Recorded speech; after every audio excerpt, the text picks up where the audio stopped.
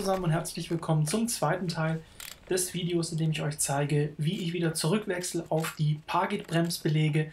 Heute kommt jetzt, wie gesagt, der eigentliche Wechselteil oder der Teil am Auto. Im ersten Teil bin ich ja so ein bisschen auf die unterschiedlichen Belagtypen eingegangen, habe auch nochmal darauf hingewiesen, weil ich persönlich eben den Fehler gemacht hatte oder von der Annahme ausgegangen bin, dass die Bremsbeläge des Vierkolbensattels der M-Sportbremse an der Vorderachse die gleichen Belege sind wie die Belege des M-Performance Bremssattel, auch Vierkolben an der Hinterachse der M-Performance Bremse. Dem ist leider nicht so. Da habe ich, wie gesagt, ein bisschen was im ersten Teil dazu erzählt. Falls ihr den noch nicht gesehen habt, könnt ihr da ja reinschauen. Und heute geht es jetzt eigentlich nur noch darum, die Belege tatsächlich am Auto zu verbauen. Hier jetzt eben nochmal der Aufnahmepunkt für den Wagenheber. Hier gibt es so eine kleine Mulde, in die man so ein Gummistück einsetzen kann. Dann habt ihr da gar keine Probleme, dass ihr irgendwie ein Carbonteil oder sowas berührt, wie jetzt zum Beispiel bei mir der Fall ist. Dann habt ihr eben, wie sonst auch, vorher einmal die Radmutter, solange das Fahrzeuggewicht noch auf dem Reifen lastet, angelöst.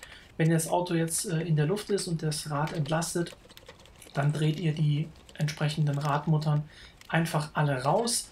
Falls die dreckig sein sollten, also zum Beispiel leichte Korrosionsspuren oder so, würde ich die auf jeden Fall mit einem Schleifvlies oder was Ähnlichem säubern. Wenn ihr die allerdings relativ häufig wechselt, so wie das bei mir der Fall ist, dann sollten dort auch gar keine Korrosionsspuren oder Ähnliches auftreten. Bedeutet, die Gewindegänge sind sauber und machen da also auch keine Probleme, beziehungsweise es bedarf keiner zusätzlichen Pflege.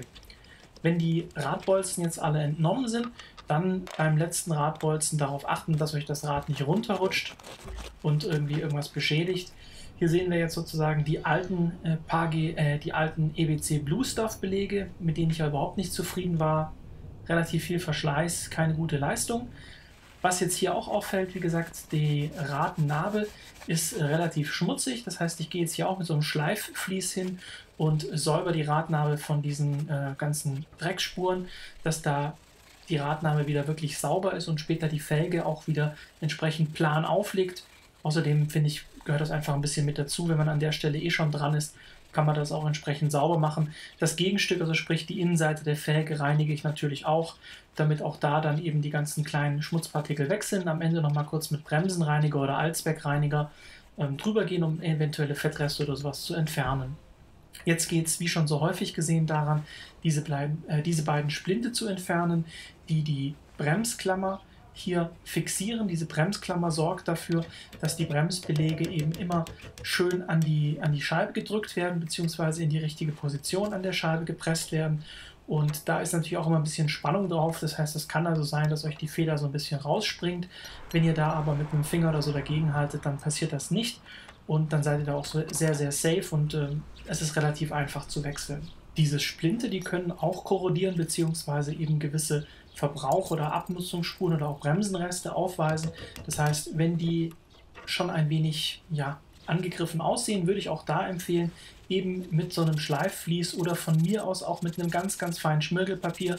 Ich persönlich würde aber immer so ein Schleifvlies bevorzugen, das ist weniger aggressiv, denn die haben auch sozusagen so eine kleine Struktur, eine kleine Rillenstruktur, diese Splinte.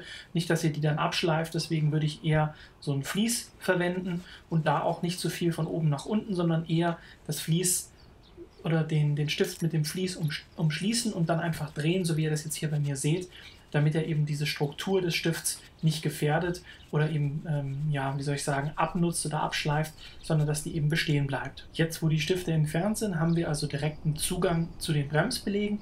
Anders als an der Vorderachse ist das hier ein offener Bremssattel, das heißt, wir können die Belege aus dem Bremssattel entnehmen, ohne diesen demontieren zu müssen. Bei dem Bremssattel an der Vorderachse, dem großen Bremssattel der M-Performance-Bremse mit den 6 Kolben, geht das ja nicht, da muss man den Sattel abnehmen. Und jetzt gehe ich her und drücke sozusagen die Bremskolben, also jeweils auf einer Seite befinden sich ja 2 Bremskolben und mit dem alten Sattel sozusagen jetzt noch, mit dem alten Belag noch im Sattel, drücke ich jetzt diese Bremskolben wieder rein, denn der neue Belag ist dicker und damit ich den neuen Belag auch einsetzen kann, muss ich eben die Kolben zurückstellen. Dafür gibt es auch Spezialwerkzeug. Ich allerdings komme sehr gut damit zurecht, das einfach mit der Hand zu machen. Das ist jetzt der alte EBC-Belag, der sieht auf der Rückseite noch sehr gut aus. Hier auf der Vorderseite allerdings sieht man auch, dass der Belag relativ weich ist und dadurch auch schon ja, wie soll ich sagen, so ein bisschen porös geworden ist durch die hohe Belastung auf der Rennstrecke. Nicht so ganz extrem wie bei dem Belag auf der Vorderachse, den ich ja im ersten Teil gezeigt habe, aber auch hier sehen wir, dass gewisse Kantenstellen abgebröckelt sind und es sieht einfach insgesamt nicht wirklich gut aus. Jetzt gehe ich her, da dieser Bremsbelag ja so weich war und extrem viel Bremsstaub abgegeben hat, gehe ich her und säubere die Laufflächen, also sprich die Fläche, wo der Bremsbelag im Sattel aufliegt, sowohl unten als auch oben, einmal mit diesem Schleifvlies. Das mache ich ganz vorsichtig, sodass ich da nicht irgendwie den Bremskolben beschädige oder in Mitleidenschaft ziehe. Das heißt also, hier ganz vorsichtig arbeiten, aber wenn da, wie gesagt, so ein hoher Bremsstaub drauf sitzt, dann würde ich diese Laufflächen auf jeden Fall reinigen. Und auch so würde ich die Laufflächen, wenn die eben ja einfach gewisse grobe Verschmutzungsspuren aufweisen, immer mal wieder säubern. Das würde ich, wie gesagt, aber mit so einem Schleifvlies machen. Das ist relativ unaggressiv und man kann das auch sehr gut um den Finger wickeln und dadurch sozusagen genau bestimmen, wo man säubert. Hier jetzt mal der Versuch, euch das ein bisschen zu zeigen. Das ist schwierig, der Platz im Radkasten ist sehr begrenzt. Aber man sieht hier, die Lauffläche ist jetzt wieder sehr schön sauber. Wir sehen hier das blanke Metall, da sind keine Abriebspuren mehr vorhanden von dem Bremsstaub. Das heißt, so kann dann der neue Belag da wunderbar reingleiten. Und passend zum Stichwort Gleiten werde ich jetzt die Laufflächen des neuen Bremsbelags ein bisschen mit Bremsen-Anti-Quietschpaste einschmieren, wirklich nur ein ganz klein wenig, damit die Lauffläche einfach ein bisschen geschmeidiger wird, beziehungsweise dass dann nachher sich nicht gegebenenfalls verkantet oder ähnliches. Das sorgt auch nochmal dafür, dass da weniger Korrosionsmöglichkeit besteht. Einfach, wie gesagt, nur diese beiden Auflagenflächen oben und unten am neuen Bremsbelag habe ich jetzt ganz leicht mit dieser Bremsen-Anti-Quietschpaste eingeschmiert. Ihr könnt auch ein bisschen Kupferpaste nehmen, was auch immer ihr gerade eben im Haushalt habt oder zur Hand. Jetzt geht es darum, die neuen Bremsbeläge eben hier im Sattel wieder zu positionieren. Hier gilt es wieder darauf zu achten, dass ihr die Löcher in die richtige Position bringt, damit ihr später wieder die Splinte einsetzen könnt. Was ich ja auch im ersten Teil erwähnt habe, ist, dass die Belege von Pagid in diesem Fall, andere Pagid-Belege haben teilweise Möglichkeit, Sensoren einzustecken, denn der BMW hätte eigentlich einen Verschleißsensor. Allerdings ist bei diesen Belägen keine Aussparung vorhanden, um diesen Verschleißsensor anzubringen, ähnlich wie es bei den EBC Bluestuff-Belegen der Fall war. Deswegen hatte ich ja bereits beim Verbau oder beim Einsetzen der EBC Bluestuff-Belege den Sensor in Anführungszeichen stillgelegt, also sprich, man kann das jetzt hier oben rechts am Bildrand so ein bisschen erkennen, habe ich den lediglich mit so einem Kabelbinder in der Position fixiert, wo er nicht irgendwie ans Rad kommt oder in irgendeine andere Stelle, wo sich was bewegt, und habe ihn vorher entsprechend mit Isolierband abgeklebt, dass er da eben nicht korrodiert, solange er nicht im Einsatz ist. Ja, das könnt ihr eben so machen, um dann diesen Umstand zu umgehen, dass ihr eben hier diesen Sensor nicht verwenden könnt. Das bedeutet natürlich auch, ihr solltet ab und an mal gucken, wie viel Belag ist denn noch auf euren Belegen drauf, denn ohne diesen Sensor würde euch das Fahrzeug eben nicht warnen, wenn ihr den Belag komplett runterbremst. Ja? Denn der Sensor, wie gesagt, das hatte ich auch schon mal erwähnt, dient einfach dem Zweck, wenn der Belag eine gewisse extreme Verschleißgrenze erreicht hat, dann würde der Sensor angefangen werden von der Bremsscheibe kaputt gemacht zu werden, beziehungsweise dieser Plastikmantel würde sich abschaben. Dann würde das Metall des Sensors mit der Bremsscheibe in Kontakt treten und dann würde der Sensor einen Kontakt geben und sagen, hier im Fahrzeuginneren, deine Bremsen sind total abgefahren, du musst jetzt unbedingt die Belege wechseln.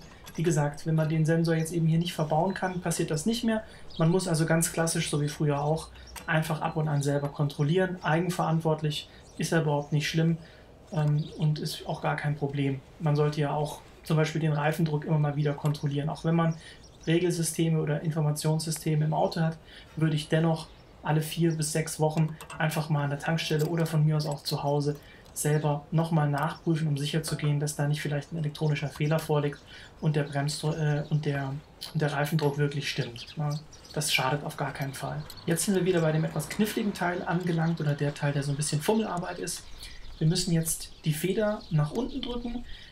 Die hat allerdings schon eine gewisse Gegenfederkraft, dadurch, dass wir sie oben an einer Stelle schon fixiert haben, müssen dann den Bremsbelag so ein bisschen nach hinten schieben, um das Ganze in eine Flucht zu bekommen, sodass wir den Stift eben durch die Löcher führen können. Das Ganze, wie gesagt, ist immer so ein bisschen Gefummel, aber an der Hinterachse, ich kann euch sagen, deutlich einfacher als an der Vorderachse. An der Vorderachse, vor allem bei den Target-Belegen, die nicht diese kleine, ja, nicht dieses kleine Öhrchen hatten oder diese Hilfe, um die zu positionieren im Sattel, war das an der Vorderachse wirklich eklig. Hier geht das relativ gut. So sieht das jetzt also aus. Die Feder ist wieder ausgerichtet, die Splinte sind wieder in der Position. Hier auch immer darauf achten, dass ihr sie wirklich wieder komplett eingeschlagen habt, dass sie also in der gleichen Position sitzen. Auch hier, der Bremsbelag sitzt wunderbar an der Scheibe. Das heißt, hier ist auch alles in Ordnung. So sollte das aussehen. Das ist auch wichtig, dass ihr das immer kontrolliert, dass das alles gut sitzt und auch wirklich passt. Und jetzt kann man eben bei Bedarf das Ganze nochmal ein bisschen zusätzlich reinigen. Das mache ich eigentlich auch immer, wenn ich eben, wie gesagt, da an der Stelle schon bin und irgendwas abgebaut habe. Dann schaue ich, dass ich die entsprechenden Teile eben auch gleich mal mit reinige. Denn ja, es wäre ja irgendwie Quatsch, wenn ich da mir schon die Arbeit mache und dann nicht die Zeit nutze, um eben da auch ein bisschen einfach für Sauberkeit zu sorgen. Das sieht dann nachher wieder schöner aus, wenn der Bremssattel richtig rot strahlt oder welche Farbe euer Bremssattel eben auch hat. Das heißt, auch da kann ich dann nur empfehlen, wenn ihr schon die Arbeit euch gemacht habt oder euch da schon sozusagen die Zeit investiert habt, macht das doch am besten auch sauber. Dann reinige ich jetzt hier auch noch einmal mit dem Allzweck bzw. Bremsenreiniger die Scheibe. Und jetzt kann das Rad auch schon wieder angesetzt werden. Hier auch wieder darauf achten, dass ihr die Felge eben nicht irgendwie an den Bremssattel schlagt oder sowas, dass das alles möglichst kontaktfrei funktioniert. Ein kleiner Ditcher tut natürlich nicht weh, aber ihr solltet das jetzt nicht volle Kanne irgendwie gegen den Bremssattel hauen. Auch hier am besten mit einer Hand halten, dann einen Radbolzen komplett einschrauben, handfest, und dann habt ihr sozusagen das Rad schon mal in so einer Grundposition und dann könnt ihr die anderen Radbolzen eben nach und nach auch noch mit einschrauben und anbringen. Das war auch schon wieder der ganze Zauber in Sachen Bremsbelagwechsel hier an der M-Performance-Bremse auf der Hinterachse. Jetzt kommt noch eben das Festziehen mit dem entsprechenden Drehmoment, 120 Newtonmeter. Dann am besten so circa 50 Kilometer das Auto einfahren oder eben nach 50 Kilometern einfach nochmal das Drehmoment kontrollieren, also sprich nochmal die 120 Newtonmeter an jedem Radbolzen nachziehen und dann seid ihr auch schon fertig. Ich hoffe, es war hilfreich und wir sehen uns beim nächsten Mal. Ciao!